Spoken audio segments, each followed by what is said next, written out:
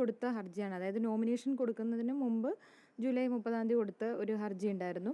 അതായത് വരണാധികാരിയുടെ അപ്പോയിൻമെൻറ്റ് ശരിയല്ല എന്നുള്ളതും പിന്നെ കോടതിയുടെ മേൽനോട്ടത്തിൽ വേണം ഇലക്ഷൻ നടത്താൻ എന്നുള്ളതും മൂന്നാമത്തത് പ്രസിഡന്റ് ഇലക്ഷൻ ഹോൾഡ് ചെയ്യണം എന്നുള്ളതുമായിരുന്നു ഹർജി. ആ 3 ഹർജിയാണ് തള്ളിയിരിക്കുന്നത്. എൻ്റെ നോമിനേഷനുമായി ബന്ധപ്പെട്ട ഹർജിയിൽ ഇതുവരെ തീരുമാനങ്ങളൊന്നും ആയിട്ടില്ല. ഇതൊരു തിരിച്ചടിയായെന്ന് കരുതുന്നുണ്ടോ അത് ഈ തെരഞ്ഞെടുപ്പുമായി ബന്ധപ്പെട്ട്? അത് തീർച്ചയായിട്ടും നമ്മൾ പ്രതീക്ഷിക്കണമല്ലോ. കാര്യം അത്രയും വലിയ ഉന്നതർക്കെതിരെയാണ് ഞാൻ ഫൈറ്റ് ചെയ്യുന്നത്. അത് ഞാനൊരു സ്ത്രീ ഒറ്റയ്ക്കാണ്. അപ്പുറത്ത് നിൽക്കുന്നത് ഇതിപ്പോൾ കണ്ടത് എന്താണെന്ന് വെച്ചാൽ ഒരു പുരുഷ മേധാവിത്വത്തിൻ്റെ ഒരു അങ്ങേയറ്റമാണ് ആ കണ്ടതിൻ്റെ ഇതെന്ന് പറഞ്ഞാൽ. കാര്യം ഇപ്പം എൻ്റെ തന്നെ ഞാൻ മാനേജിങ് പാർട്ട്ണറായിരുന്ന കമ്പനിയുടെ അന്ന് പാർട്ട്ണർ മാത്രമായിരുന്ന ശ്രീ വിജയബാബു സത്യത്തിൽ ആ കമ്പനി തുടങ്ങിയതും അത് തുടങ്ങി 2 വർഷത്തിന് ശേഷം വന്ന് കയറിയ ഒരാളാണ് അദ്ദേഹം. എന്നിട്ട് ഇന്ന് അദ്ദേഹമാണ് കോടതിക്ക് എന്താ പറയുക എനിക്കെതിരെയുള്ള തെളിവുകൾ കൊടുത്തിരിക്കുന്നത്. അങ്ങനെ സംഘം ചേർന്ന് ആക്രമിക്കാനായിട്ട് ശ്രമിക്കുമ്പോൾ ഞാൻ എന്താണ് അതിനകത്ത് പറയേണ്ടത്? അത് ഓക്കെ, തിരിച്ചടികളുണ്ടാവും, അത് ഞാൻ പ്രതീക്ഷിക്കണമല്ലോ. ഇത്രയും വലിയ ആളുകൾക്കെതിരെ നിന്നിട്ടാണ് ഞാൻ ഒറ്റയ്ക്ക് നിന്ന് ഈ ഫൈറ്റ് ചെയ്യുന്നത്. ആ തിരിച്ചടികളെ ഞാൻ പ്രതീക്ഷിക്കുന്നു, ഞാനതിനെ ആക്സെപ്റ്റ് ചെയ്യുന്നു. ഞാൻ ഇനിയും പൊരുതുക തന്നെ ചെയ്യും. എനിക്കിത് ഉണ്ടാവുമെന്ന് അറിയാവുന്നത് കൊണ്ട് കൂടിയാണ് ഞാൻ എക്സിക്യൂട്ടീവ് കമ്മിറ്റിയിലും കൊടുത്തിട്ടത്. നോമിനേഷനുമായി ബന്ധപ്പെട്ട ഹർജിയിൽ ഒരു തീരുമാനം അത് എന്നുണ്ടാവുമെന്ന് കരുതുന്നത്?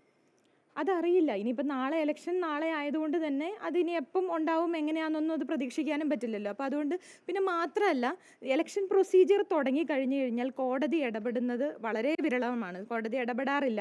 അതുകൊണ്ട് തന്നെ എനിക്ക് ആദ്യം തൊട്ടേ എനിക്കറിയാമായിരുന്നു എന്താ സാധാരണ എല്ലാ കേസുകളിലും ഇലക്ഷൻ പ്രോസസ്സ് സ്റ്റാർട്ട് ചെയ്ത് കഴിഞ്ഞാൽ പിന്നെ കോടതി ഇടപെടാറില്ല. പിന്നെ ഈ ഒരു വിഷയത്തിൽ ഇത് ഇത്രയും മാധ്യമ ശ്രദ്ധ കിട്ടിയതുകൊണ്ടും ഒക്കെ ആയിരിക്കാം ഇത്രയും ഇപ്പോൾ ഈ മാറ്റി വെച്ച് അവസാനം ആയപ്പോൾ തന്നെ ഇത്രയും നമുക്ക് മേൽക്കോടതിയിലേക്ക് പോകാൻ പറ്റാത്ത രീതിയിൽ ഇങ്ങനെ ഒരു ഇത്രയും നീട്ടിവെച്ചപ്പോൾ തന്നെ എനിക്ക് മനസ്സിലായിരുന്നു. പിന്നെ എനിക്ക് അറിയാം ആദ്യം മുതൽ എന്താ പറയുന്നത് നമ്മൾ കളിക്കുന്നത് ആരോടാണ് എന്നുള്ളത് നമ്മൾ മനസ്സിലാക്കി തന്നെയാണ് ഇത് ചെയ്യുന്നത്. ഇപ്പോൾ ലിസ്റ്റിൻ പറഞ്ഞതായിട്ട് ഞാൻ കണ്ടു എൻ്റെ അസഹിഷ്ണുതയാണ് ഇതിൻ്റെ പിന്നെ ഒരിക്കലും അല്ല. ലിസ്റ്റിനൊക്കെ എന്താണ് ഇങ്ങനെ പ്രതികരിക്കുന്നതെന്ന് എനിക്കറിയില്ല. ഞാൻ പ്രസിഡന്റ് സ്ഥാനത്തേക്ക് മത്സരിച്ചത് ഞാൻ നിർമ്മാതാക്കൾക്ക് വേണ്ടിയിട്ടാണ്, അല്ലാതെ ലിസ്റ്റിനെ പോലെ സ്വന്തം വീട്ടിലേക്ക് പൈസ കൊണ്ടുപോകാൻ വേണ്ടിയിട്ടല്ല അങ്ങനെ ഒരു പൊസിഷൻ ഞാൻ നിൽക്കണമെന്ന് വിചാരിച്ചത്.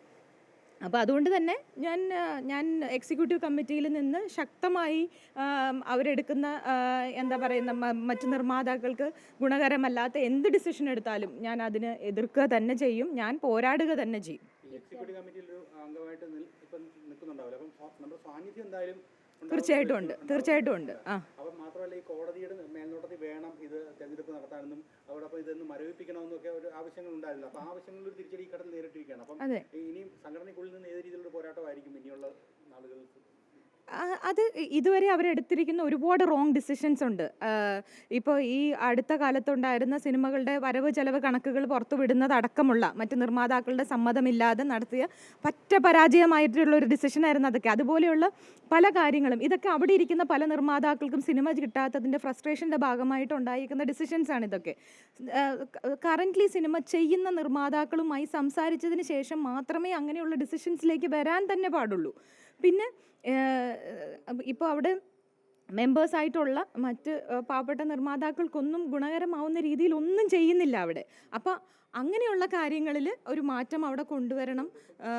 എന്താ പറയുന്ന പാവപ്പെട്ട നിർമ്മാതാക്കൾക്ക് പെൻഷൻ വകയിലാണേലും ഒക്കെ അവർക്ക് വേണ്ടി പ്രവർത്തിക്കാൻ പറ്റണം എന്നുള്ള രീതിയിലാണ് ഞാൻ ഈ പ്രാവശ്യം ഇലക്ഷന് നിൽക്കാനായിട്ട് തീരുമാനിച്ചത്.